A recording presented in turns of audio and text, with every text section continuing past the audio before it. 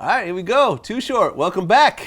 What's up, man? You were a regular on VladTV for a lot of years. Over the years, I've been Even before VladTV, when we were doing Ghost Ride the Whip. I've been being interviewed by you for many moons. Many moons. Well, first and foremost, the Pimp Tape is out. Finally.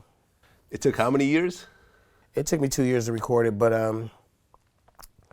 it wasn't just like I was trying to get this perfect album together in 2 years. I just recorded a lot of songs.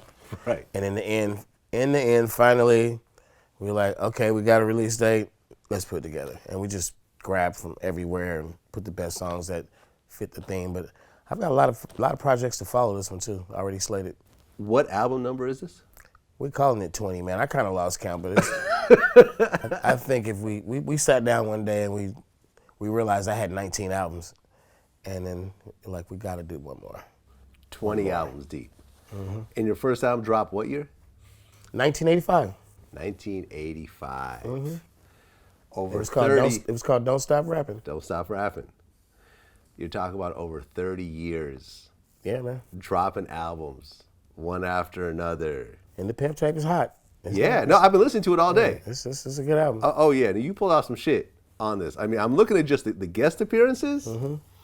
2 Chainz, Snoop, T.I., Schoolboy Q, G-Eazy, E40, Dream, Ty Dolla $ign, French Montana, Jeremiah, Mozzie, Mr. Fab, Nef Pharaoh, Richie Rich. Kind of impressive for an OG. Yeah, and Dr. Dre does an interlude on top of that. And Khaled. Mm-hmm. Right. So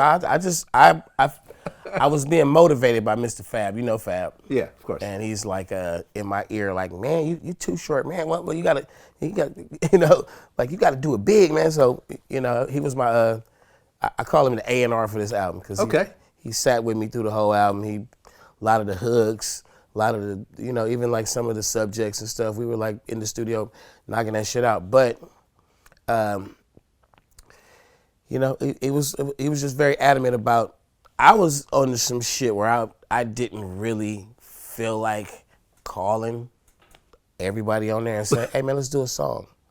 So we did all kind of shit, man. We made it happen. Okay. We made it happen. Okay, and I remember I think it was on the intro song. You said what was the verse? 6 platinum albums, 4 gold. Mm-hmm. People say he's so hot, but he's so old. Mm-hmm. I like how you just own it. I mean, it is what it is, man. When I was at every stage in my career, man, I just lived up to it. Before I went and got my new teeth, I lived, I did it, like, whatever. So it's me, man. And it's true though, They say this motherfucker makes some good music, but he's old as fuck. How old are you now? 52. 52. But I do dope ass shows. Yep. I do a lot of songs with different artists, no matter what age. I'm active, man. Well, 15 million albums sold. I think that's what you say. Probably on that more song? than that, man. I just throw out numbers because they sound good, but it's all this stuff can be disputed. It's probably a lot more than 15 million albums though. 15, 20 million, something like that. After a while, you just stop counting, man. You just like you just live a good life. I mean, when you look back on everything you've done, 30 years in. Like, what do you think you're most proud of? Most proud of in this career would just be the people that I brought along for the ride, and the things that they did with it. Like, just, the Ant Banks and the Lil Johns and just so many more. Just people who they got a chance because of me and they made something out of it.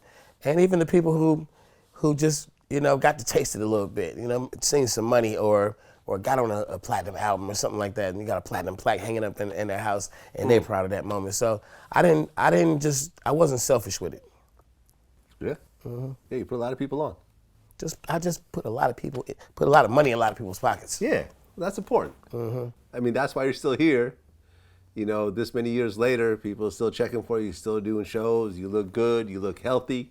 Yeah, man. Working, just trying to be a real OG, man, a real responsible OG. I was young and wild now. Yeah. I toned it down later in life. I kept my wild side a little longer than I should have, but lately, give me like the last 3, 4 years, I've been toning it down a little bit. You have toned it down.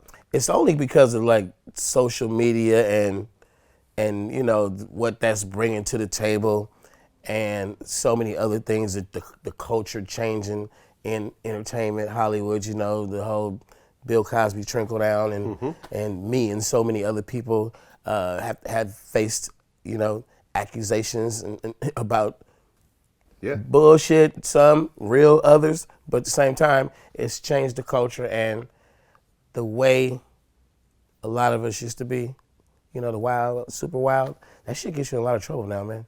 You just get a lot of misquotes and a lot of footage of you doing things that the 3-minute version would be explained, but the 20-second version is like, fuck, you know?